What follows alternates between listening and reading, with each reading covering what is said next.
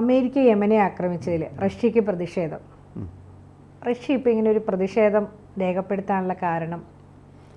Russia America ഇപ്പോൾ യമൻ്റെ കുറേ പട്ടണങ്ങളിൽ ആക്രമണം നടത്തിയിട്ടുണ്ട്. ഒരെണ്ണം സന എന്ന് പറയുന്ന അവരുടെ ക്യാപിറ്റലാണ്. പിന്നെ സദ എന്ന് പറഞ്ഞിട്ട്, അതായത് സൗദി അറേബ്യയായിട്ട് കോമൺ ബോർഡർ ഉള്ളതാണ്, അതുണ്ട്.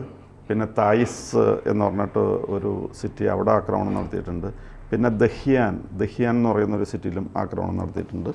അപ്പോൾ ദഹിയാനെ ആക്രമിക്കാനുള്ള കാരണം അത് അബ്ദുൽ മാലിക് അൽ ഹൂത്തി എന്ന് പറഞ്ഞിട്ട് ഹൂത്തികളുടെ ഒരു നേതാവിൻ്റെ സിറ്റിയാണ്.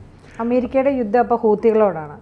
അമേരിക്കയുടെ യുദ്ധം ഹൂത്തികളോടെന്ന് പറഞ്ഞു കഴിഞ്ഞാൽ ഈ റെഡ് സീയിലൂടെ പോകുന്ന ഷിപ്പുകളൊക്കെ ആക്രമിക്കുകയാണ് അവർ ഹൂത്തികൾ.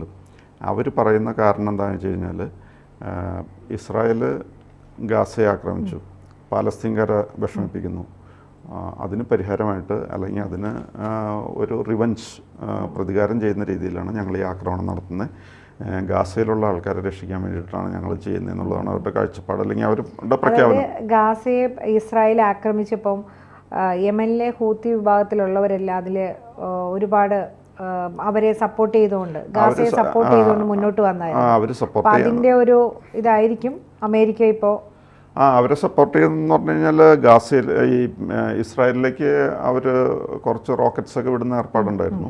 കാര്യമായിട്ട് ഇസ്രായേലിൽ അതുകൊണ്ട് വലിയ ഡാമേജ് ഒന്നും ഉണ്ടായിട്ടില്ല. പക്ഷേ ഇസ്രായേലിലേക്ക് ഇങ്ങനെ വിട്ടുകൊണ്ടിരുന്നു. അത് ഗാസക്കാരെ സഹായിക്കാൻ എന്നാണ് അവർ പറഞ്ഞിരുന്നത്. അതുകൂടാതെ അവർ ചെയ്തിരുന്ന മെയിൻ കാര്യം എന്താണെന്ന് വെച്ച് കഴിഞ്ഞാൽ, ഈ റെഡ് സീയിലും അതേപോലെയുള്ള സ്ഥലങ്ങളിലൊക്കെ ഇവർ കാണുന്ന ഷിപ്പുകളൊക്കെ വെറുതെ ഇൻഡിസ്ക്രിമിനേറ്റ് ആയിട്ടല്ല, ഇസ്രായേലിനോട് സിമ്പതിയുള്ള രാജ്യങ്ങളുടെ കപ്പലുകളൊക്കെ അവർ ആക്രമിക്കുമായിരുന്നു. ഈ ഇതുപോലെ ആക്രമിക്കപ്പെടുന്നതിൽ US-ൻ്റെ ഷിപ്സ് ഉണ്ട്, UK-യുടെ ഷിപ്സ് ഉണ്ട്, അതേപോലെ പല വെസ്റ്റേൺ കൺട്രീസിൻ്റെ ഷിപ്സ് ഉണ്ട്. അങ്ങനെ വളരെ വലിയ വൻകിട കപ്പലുകളെ ഇവർ ആക്രമിച്ച് കത്തിച്ച് കളയുന്നു. അതെ, അബൌട്ട് 20% അതിൽ യാത്ര ചെയ്യുന്നുണ്ടെന്നാണ് പറയുന്നത്. അപ്പോൾ ഇങ്ങനെ സ്ഥിരമായിട്ട് ആക്രമിച്ചുകൊണ്ടിരിക്കുകയാണ്. അപ്പോൾ ബൈഡൻ്റെ കാലത്ത് തന്നെ കുറച്ച് ആക്രമണങ്ങളൊക്കെ നടത്തിയിരുന്നു. പക്ഷേ ഇപ്പോൾ ഈ പല സിറ്റീസിനും ഒരുമിച്ച് അമേരിക്ക ആക്രമിച്ചിരിക്കുകയാണ്. അമേരിക്കയുടെ ആ ആക്രമണത്തെപ്പറ്റി മാർക്കോ റൂബിയോ എന്ന് പറയുന്ന ഈ അവരുടെ US-ൻ്റെ സെക്രട്ടറി ഓഫ് സ്റ്റേറ്റ്, റഷ്യയുടെ അവരുടെ കൗണ്ടർ പാർട്ട്, അതായത് സെർജി ലാവ്റോവ് എന്ന് പറയുന്ന ആളുണ്ട്, ഫോറിൻ മിനിസ്റ്റർ, അദ്ദേഹത്തെ വിളിച്ചറിയിച്ച് കഴിഞ്ഞപ്പോഴുള്ള ഒരു മറുപടിയാണത്. അല്ലാതെ അമേരിക്ക ഞങ്ങൾ ആക്രമിക്കും എന്നുള്ള സെൻസിലൊന്നുമല്ല പറഞ്ഞിരിക്കുന്നത്. ഇതിപ്പോൾ എല്ലാവരും പറയുമ്പോൾ അയ്യോ യുദ്ധം വേണ്ട, നെഗോഷിയേഷൻ മതി എന്നൊക്കെ ഇങ്ങനെ പറയാമെന്നുള്ളതൊരു പൊതു ഡിപ്ലോമസിയുടെ ഭാഗമായിട്ട് പറയുന്നതായിട്ട് കണക്കാക്കിയാൽ മതിയല്ല. അത് റഷ്യ ഇപ്പം അവരെ കയറി ആക്രമിക്കും എന്നൊന്നും അതിന് അർത്ഥമില്ല. പക്ഷേ അമേരിക്ക ഇതേപോലെ നിർബന്ധിതരായി മറ്റ് വെസ്റ്റേൺ കൺട്രീസിനും ഈ റെഡ് സീ വലിയൊരു ചലഞ്ചായിട്ട് മാറി. കാരണം എന്താണെന്ന് വെച്ച് കഴിഞ്ഞാൽ, ഇപ്പോൾ സൂയസ് കനാൽ കടന്ന ആ വഴിക്കുള്ള എളുപ്പ വഴി കൂടെ പോകാൻ പറ്റാത്ത കണ്ടീഷനായി.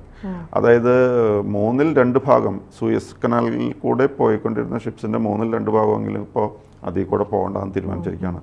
കാരണം എപ്പോഴാണ് ഇവരുടെ റോക്കറ്റ്സ് വന്ന് കപ്പലിൽ വീഴുന്ന, കപ്പൽ കത്തിപ്പോണെന്ന് പറയാൻ പറ്റാത്ത ഒരു കണ്ടീഷൻ. അതുകൊണ്ടാണ് ഇങ്ങനെ ചെയ്തിരിക്കുന്നത്. അപ്പോൾ അമേരിക്ക വളരെ സ്ട്രോങ് ആയിട്ടുള്ള, അതേപോലെ വളരെ ഡിസൈസീവായിട്ടുള്ള ഒരു അറ്റാക്കാണ് ഇവിടെ നടത്തിയിരിക്കുന്നത്. അതിന് വേണ്ടിയിട്ട് ജെറ്റ്സ് ഉപയോഗിച്ചിട്ടുണ്ട്, ഡ്രോൺസ് ഉപയോഗിച്ചിട്ടുണ്ട്, നേവൽ അസറ്റ്സ്, അതായത് നേവിയുടെ ഷിപ്പുണ്ട്, അതും ഒക്കെ ഇതിൽ പങ്കെടുത്തിട്ടുണ്ട്. അപ്പോൾ അൽ ജസീറ പറഞ്ഞിരിക്കുന്ന കണക്ക് പ്രകാരം 31 ആൾ ഈ ആക്രമണത്തിൽ കൊല്ലപ്പെട്ടു, 101 ആൾക്കാർക്ക് ഇഞ്ചുറി പറ്റി എന്നാണ് അൽ ജസീറയുടെ റിപ്പോർട്ട് പ്രകാരം നമ്മൾ കാണുന്നത്. അപ്പോൾ സാധാരണക്കാരായ ജനങ്ങളാണ് കൂടുതലും അപകടത്തിൽ. അവർ പറയുന്നത് സിവിലിയൻസും കുട്ടികളൊക്കെയാണ് മരിച്ചതെന്നുള്ളതാണ്. അതിപ്പോൾ ഏത് ആക്രമണം ഉണ്ടായാലും അവരിങ്ങനെ പറയുള്ളൂ, സ്ത്രീകളും കുട്ടികളുമാണ് കൊല്ലപ്പെടുന്നതെന്ന് പറയും. ഇതിപ്പോൾ സ്ത്രീകൾക്ക് പകരം സിവിലിയൻസ് എന്ന് പറഞ്ഞിരിക്കുന്നു, അത്രയേ ഉള്ളൂ.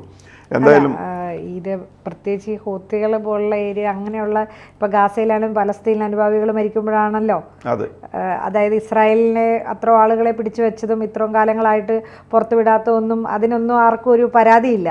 അതെ. അപ്പോൾ ഇവരും ഇപ്പോൾ പറഞ്ഞിരിക്കുന്ന അതൊരു വൈറ്റ് വാഷിംഗ് ആണ്.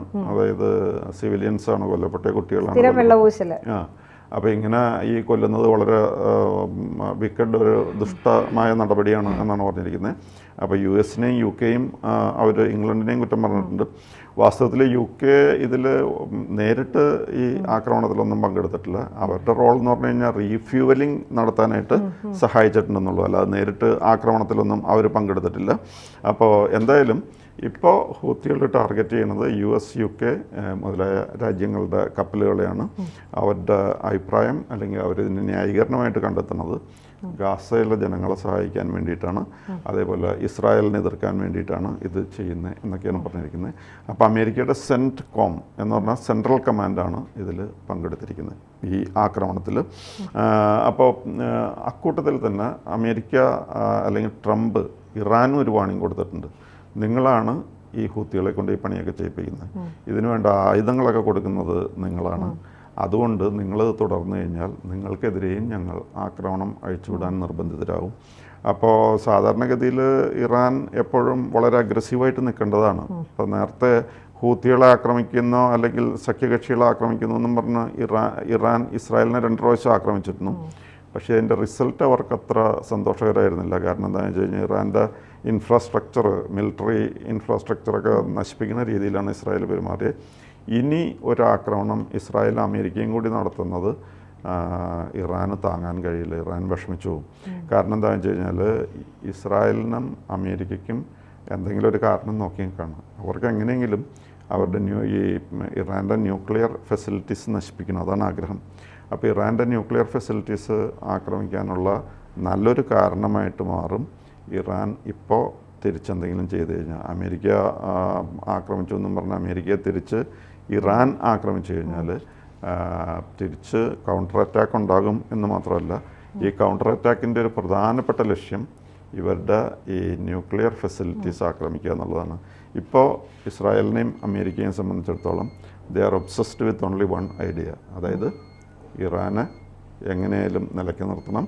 അവരുടെ ഈ ന്യൂക്ലിയർ ബോംബ്സ് റെഡിയായി കഴിഞ്ഞാൽ അതിൻ്റെ അവരാദ്യം കൊണ്ടുവന്നിടുക ഇസ്രായേലിലായിരിക്കും. അപ്പോൾ ഇസ്രായേലിനെ സംബന്ധിച്ചിടത്തോളം ഇറാൻ്റെ ഈ ന്യൂക്ലിയർ ബോംബ്സ് ഉണ്ടായി വരുന്നത് that is an existential threat.